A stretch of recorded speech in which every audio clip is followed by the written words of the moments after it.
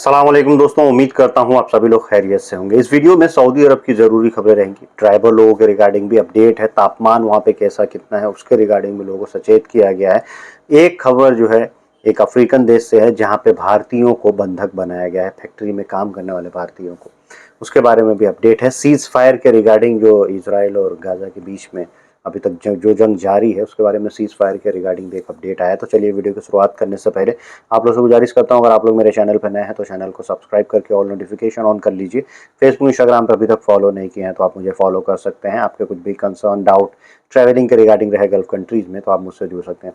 सबसे पहले बात करते हैं सऊदी अरब की कुछ ज़रूरी खबरों की। सऊदी अरब में लोगों को ये वार्निंग दिया गया है, जो लोग भी गाड़ी चलाते हैं, अगर आप ड्राइविंग करते हैं तो आपके लिए ज़रूरी अपडेट है। 150 रियाल तक का फ़ाइन लग जाएगा अगर आप एक छोटी सी लापरवाही करते हैं। बार बार इस जो है वॉयलेशन को रिपीट किया जा रहा है, बताया जा रहा है कि गर्मी बहुत ख़तरनाक है, उसमें आप अपनी गाड़ियों को जो है बंद मतलब ऑन अवस्था में बंद करके बाहर मत जाइए। और दूसरी एक चीज़ और जो लोगों को बताई जा रही है वो ये कि गाड़ी को अनलॉक कंडीशन में छोड़ के मत जाइए। यानी आप गाड़ी में हैं और गाड़ी को खुला छोड़ के कहीं चले जाते हैं कि हम चलो 2-4 मिनट में आ जाएंगे, तो इसको भी वॉयलेशन माना जाता है। ट्रैफिक वाले देख लेंगे तो 150 रियाल का फ़ाइन लगाएंगे। ताबूक रीजन में वहाँ की पुलिस ने एक सिटीजन को, सऊदी नागरिक को अरेस्ट किया है। वो जो है मतलब पटाखे वगैरह होते हैं, पटाखे आसमान में छोड़ रहा था। उसके वो भी किसी नेबरहुड में यानी किसी भी रिहायशी एरिया में पटाखे छोड़ना मना है बिना परमिशन के। अब ये भाई ने पटाखे छोड़ दिए, पुलिस वालों ने फिर इनको पकड़ लिया, जो ऊपर जाके फटता है तो ये इनको सज़ा का प्रावधान है। एक और चीज़ बताया गया है, किसी भी तरह का समारोह हो, शादी हो, उसमें भी सऊदी अरब में आप जो है जो गन से फायरिंग वगैरह करते थे पहले, आप लोगों ने, हमने भी बहुत सारे वीडियोस देखे हैं, लेकिन अब इसको मना किया गया है। अगर कोई भी ऐसा करते हुए पकड़ा जाता है तो पब्लिक प्रोसिक्यूशन के हवाले कर, यानी उसके ऊपर केस हो जाता है। सऊदी अरब के नॉर्थ वेस्ट एरिया में जो है उस रीजन में एक मतलब अद्भुत चीज़ देखी गई है। सूरज गुरूब होने के बाद यानी सनसेट के बाद जो है आसमान में एक पिंक कलर का ब्राइट चमकता हुआ कुछ एक तारा टाइप का या बड़ा सा होल टाइप का वो दिख रहा था। तो लोगों ने इसके बहुत सारे फोटोज़ कैप्चर किए, आपने सोशल मीडिया पे देखे भी होंगे। अभी क्या था ये क्या नहीं ये तो मालूम नहीं, लेकिन आसमान में लोगों ने देखा और इसकी वीडियो और फोटो जो है सोशल मीडिया पे वायरल हुए। सऊदी अरब में काम करने वाले कामगारों को सचेत रहने के लिए और सेफ रहने के लिए बताया गया है। इसमें उनको बताया गया भैया आप मतलब ठंडे जगहों पे रहें, रूम में रहें, क्योंकि टेम्परेचर बहुत हाई हो रहा है। बहुत दिन के समय में बताया जा रहा है कि सबसे ज़्यादा तो दम्माम में टेम्परेचर हाई है, 39 डिग्री से भी 49 डिग्री से भी ज़्यादा है। कुवैत का अगर देखा जाए तो कुवैत का भी 49 डिग्री से ज़्यादा ही है या उसके करीब है।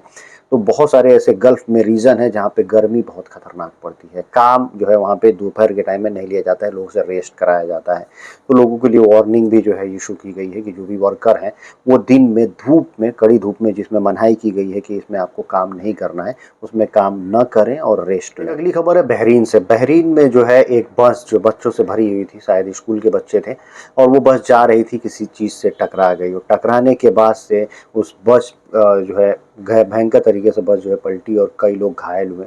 साथ ही साथ उसमें 4 लोगों की मौत हुई, 4 बच्चों की मौत हो गई और करीबन 12 लोग और जो है उसमें बुरी तरह घायल हो गए। तो आप इनके लिए दुआ कर सकते हैं। एक अपडेट है जो कि सीज फायर के रिगार्डिंग है। जो अत्याचार अभी तक इजराइल गाजा पे करते आ रहा है उसमें अब 60 दिनों का विराम लगने वाला है, 60 दिनों का युद्ध विराम। ये जानकारी अमेरिकी राष्ट्रपति डोनाल्ड ट्रंप ने दिया है कि हमने जो है इजराइल से बात किया, इजराइल रेडी हो गया है 60 दिनों के युद्ध विराम के लिए। और ये पॉसिबल कैसे हुआ, क्योंकि कतरी मीडिएटरशिप और मिस्री मीडिएटरशिप को लेकर के इन लोगों ने बहुत कोशिश किया, बहुत बातें की। इनके मीडिएटरशिप की वजह से जो है ये पॉसिबल हुआ है कि 60 दिनों का युद्ध विराम हुआ है। और 60 दिनों के अंदर ही जो चीज़ें होंगी, मतलब कैदियों का आदान प्रदान, ये सब चीज़ें करके और इसको हमेशा के लिए ख़त्म किया जाए या एक्सटेंड कर दिया जाए और ज़्यादा, और ये युद्ध न चले।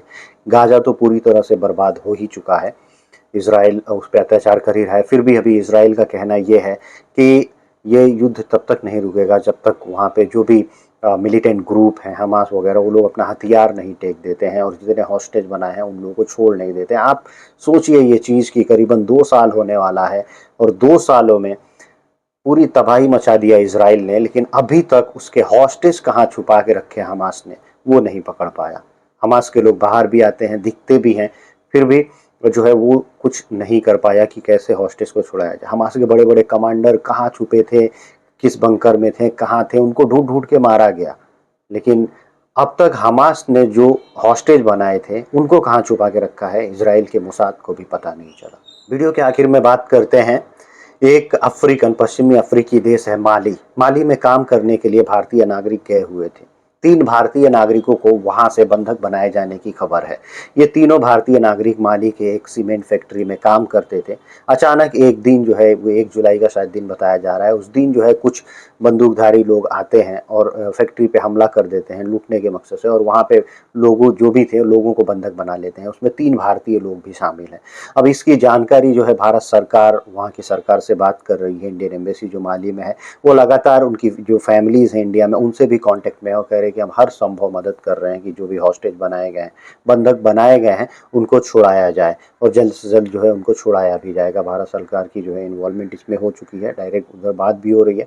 हॉस्टेज किधर बना के रखे हैं, अब उनकी छानबीन जो है माली की के जो इंटेलिजेंस है वो कर रहे हैं। बहुत जल्द उम्मीद है कि उनको छोड़ा लिया जाए। अफ्रीकन देश काफ़ी डेंजर माने जाते हैं इन सब मामलों में। वहाँ पे आए दिन ऐसी घटनाएं आती हैं कि भारतीयों को या फिर जो वहाँ पे गैर मुल्की लोग हैं उनको सताया जाता है या पकड़ा जाता है, बंधक बनाया जाता है वहाँ, क्योंकि जो हबसी टाइप के लोग होते हैं, काले लोग होते हैं, तो नस्ली भेदभाव ऐसे भी चीज़ें होती हैं, या फिर उनको हॉस्टेज बना के पैसे का डिमांड भी किया जाता है। ये चीज़ें चलती हैं। आज की वीडियो करता हूँ यहीं समाप्त। मिलते हैं सब अगली वीडियो में। Thank you guys, thank you for watching.